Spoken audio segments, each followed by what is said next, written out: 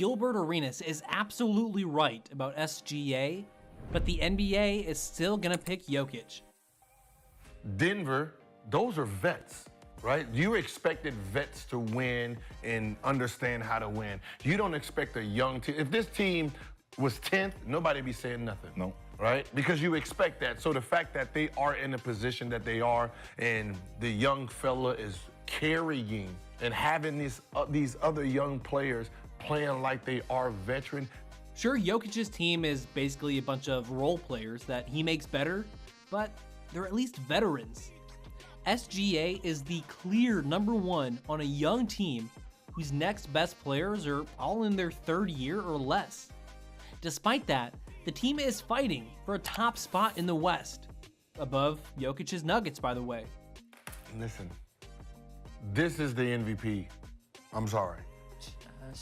Shea is the MVP this year. Okay. And here's why. There's not a veteran on that team that has any experience of winning. This is him pushing this 22, 23, 24-year-old team, has them in a position to be the #1, 2, 3 seed, right? That is MVP. Agent Zero says that Shea is the MVP because he's playing with a bunch of kids, a bunch of young players that no one expected anything from. Is he the obvious pick for MVP and we're just not seeing it yet? If you break down the stats, it's almost crazy that we're not all sold on Shea for MVP. His 31.1 points per game are 2nd in the league right now, and he's leading the league in free throws. His thin 6'6" frame is relentless at attacking the basket, able to make the most out of whatever angle he gets. But it's his short range to mid-range game that makes him unstoppable. He shoots between 53 to 56% in these spots, while the NBA average is between 40 to 43%. Most of his points come in the paint, but part of that's because no one's willing to give him an inch in the mid-range. The way he can stop on a dime, spin, and pop is already iconic. You don't want to have to rely on ISOs, but having a guy who can dominate in a one-on-one is gut-wrenching for the other team. Shea is 4th in ISO frequency at 22.3%, and he averages the most points per possession among players with at least 3.5 ISOs per game. His effective field goal percent is 56.1% on ISOs, by far the highest among that same group. If you extend the sample size just to 3 ISOs a game, only Kawhi beats him out in both categories. Overall, Shea scores the 2nd most ISO points per game, only behind Luka. Despite the high ISO percentage from their superstar, the Thunder are still 12th in assists per game. Maybe most importantly, Shea is by far the best defensive guard of any top scorer.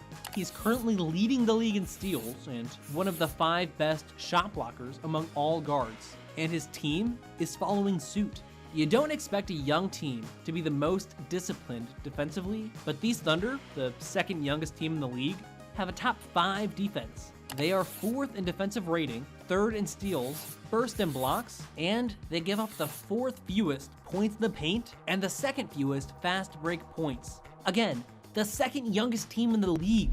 The only other teams in their vicinity are the Spurs, the Hornets, and the Blazers. All bad teams. But Shea is leading this team to genuine greatness. Does that mean he's better than Nikola Jokic? Shea should be MVP over Jokic at this point of the season. Not that Jokic cares. I never play basketball to win individual awards, so MVP is something just that people and media around are trying to make a story of it. The MVP is a narrative award. As much as some people want to deny it, that's exactly what it is, which is exactly why Russell Westbrook won it after KD dumped him in 2017. That's also why Jokic got robbed last year. Well, that and Kendrick Perkins. Now that Jokic has a title, he's officially an all-timer, so it would be fine for him, narrative-wise, to get a 3rd MVP, right? But is he actually having a better season than SGA? Jokic still has the belt as the best player in the league. No one is denying that. Unless Shea pulls an 06 Wade through the playoffs this year, that's probably still going to be the case. But just based on this season, just based on their play, you can argue Shea has a better case for MVP. Like Gil said, what he's doing with this crew is remarkable. Sure, they have a lot of great young talent, but they have no veteran presence. OKC didn't even opt to snag a small vet contract at the trade deadline. They are a prime candidate for a buyout guy before the playoffs, but right now, it's just Shea.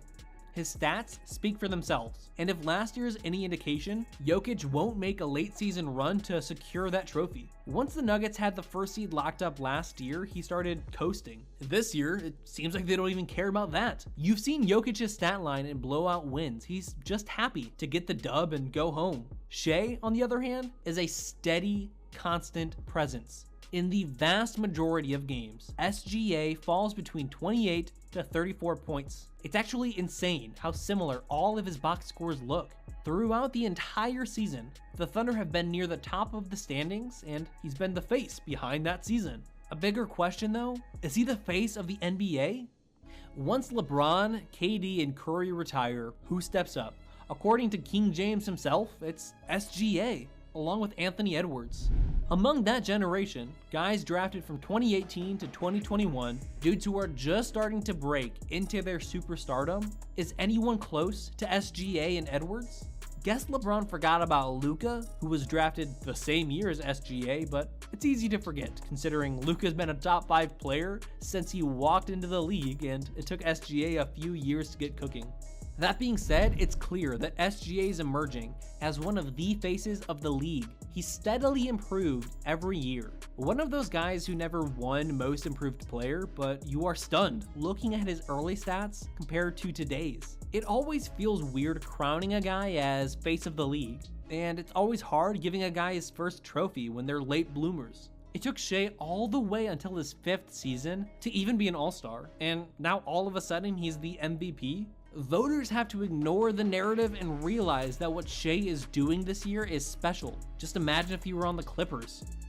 The LA Clippers have their best chance to win the title in, well, probably ever, actually. How different would it be if Shea were on this team? Way back in 2019, Kawhi finished his 1-year stint in Toronto, one of the ballsiest moves a franchise ever made. They knew he was gonna leave, but they went all in on a title, and they won. He wanted to play in his hometown of LA, but LeBron had already claimed the Lakers. He wanted to be the best player on a team in LA. So the next best choice? The Clippers, who had developed a steady core after the Chris Paul trade, left them with a ton of assets. But Kawhi would only go if the Clippers sweetened the deal. He wanted to play with Paul George. So the Clippers called up OKC and gave up their first-round picks in every year from 2021 to 2026, along with Danilo Gallinari and some kid who had just finished a 10-point-per-game rookie season.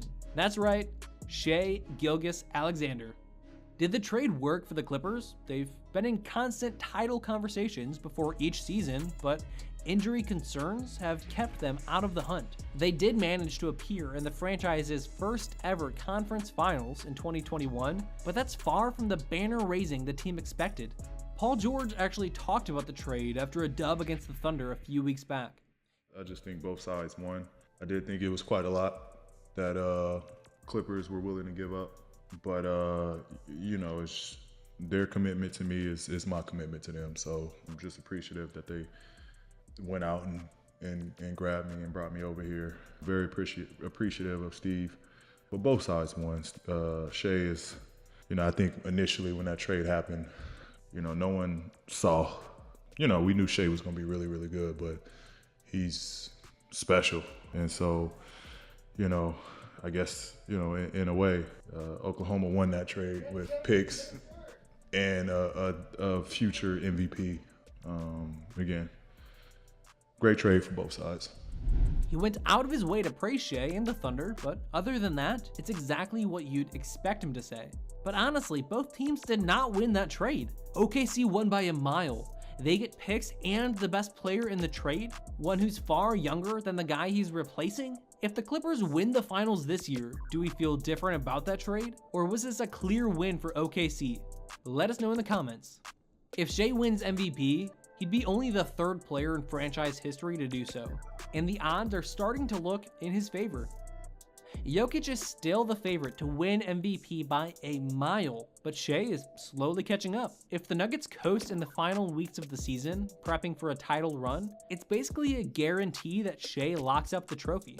Luka is right on Shea's heels, especially after dropping 73 points a few weeks back, but his Mavericks would need to go on a heater to end the regular season. Given their record since the PJ Washington trade, including an absolute manhandling of the Thunder in a 35-point win, that might be the case. At this point, those three seem like the only real options. Giannis's Bucks are having too many defensive struggles for him to compete for the award, and narrative-wise, it's rare for a guy to win an MVP 4 years after winning his last one. Tatum's teammates might actually be too good for him to have a realistic shot at MVP. And while Kawhi has been chilling in the Wayback Machine for a few months now, the Clippers' narrative is far more focused on Harden's part in their run than Kawhi's. Do you think Shea deserves the MVP? Is he already one of the league's top 5 players? Did OKC win the trade outright, or do the Clippers still deserve some recognition for getting PG? Let us know in the comments, then watch one of these videos next. Listen to The Wrong Opinion, useless NBA trivia, and garbage rankings for more NBA content.